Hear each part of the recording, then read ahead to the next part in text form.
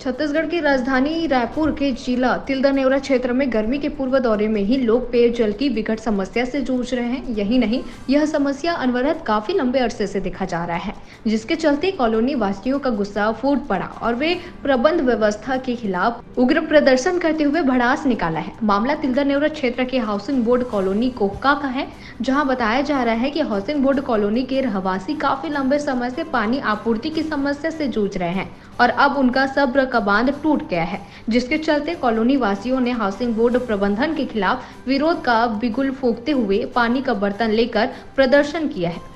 देखिए तिल्दा नेवरा से अजय नेताम की रिपोर्ट। ओके। हाँ, मैं Sanjay Chandrakar, housing board colony Kohka, Tilda Newra. Housing board के अधिकारी जो है पानी की समस्या के प्रति गंभीर नहीं है। बार बार निवेदन करने के बाद उनके द्वारा कोई सकारात्मक कदम नहीं उठाया जा रहा है।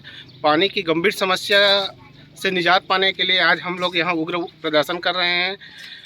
जब हम मकान खरीदे थे तो हाउसिंग बोर्ड द्वारा हमारे साथ समझौता हुआ था, जिसमें हमको सुबह 500 लीटर पानी और शाम को 500 लीटर पानी हमको मिलना था, जिसमें हमको 100 लीटर भी पानी अभी वर्तमान में नहीं मिल रहा है, जिसके कारण हम यहाँ उग्र प्रदर्शन करने के लिए यहाँ उपस्थित हुए हैं। यहाँ और गलियों में लाइट व्यवस्था नहीं है। कुछ गलियों में तो 5-5 लाइट जो है वो बंद पड़ा हुआ है और पिछले 1 साल से पड़ा हुआ है। बार बार निवेदन करने के बाद उनके द्वारा ध्यान नहीं दिया जा रहा है। नालियों की सफाई तो एकदम बद से बदतर हो गई है। पीछे की तरफ जब हम जाते हैं तो वहाँ बदबू से रहना दुभर हो गया है। वहाँ के लोग जो है वो मजबूर हो गए हैं, या तो फिर अपना मकान बेचेंगे या फिर यहाँ से दूर कहीं चले जाएंगे।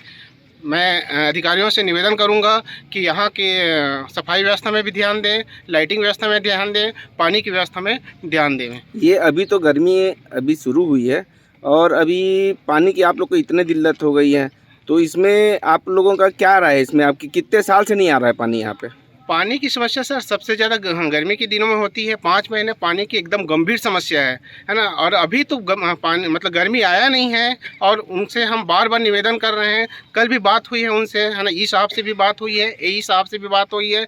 10 टैंकर पानी भी की व्यवस्था नहीं कर पाया है।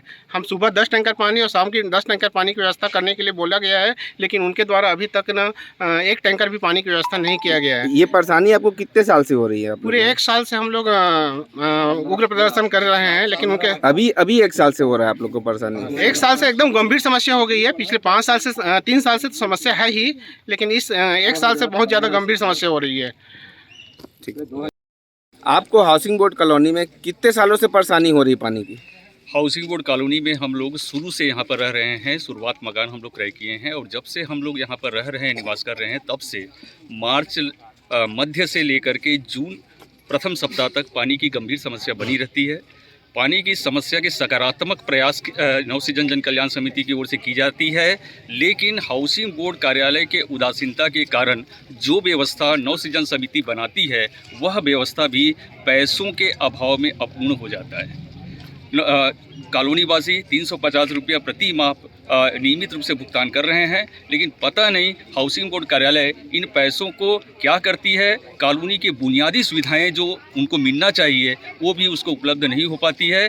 मजबूरी में नवसृजन जन कल्याण समिति की ओर से जो बुनियादी समस्याएं हैं, जैसे कचरा यार्ड है, बिजली है, ये आपस में चंदा करके हम स्वयं इसकी व्यवस्था करते हैं, लेकिन ये व्यवस्था तो कुछ हद तक चल जाती है, लेकिन पिछले 2 दिन से बिल्कुल पानी नहीं आ रही है। हमारी माताएं, हमारे बच्चे यहाँ पर खड़े हुए हैं, कोई नहाए नहीं है, घर में खाना बनाने के लिए अभी पानी नहीं है, टॉयलेट जाने के लिए पानी नहीं है। अब बताइए अब इस परिस्थिति में हम क्या करें, और इसी कारण से आज हम इस उग्र आंदोलन के लिए आंदोलित हुए हैं। आपका नाम बताइए। सुरेंद्र कुमार वर्मा।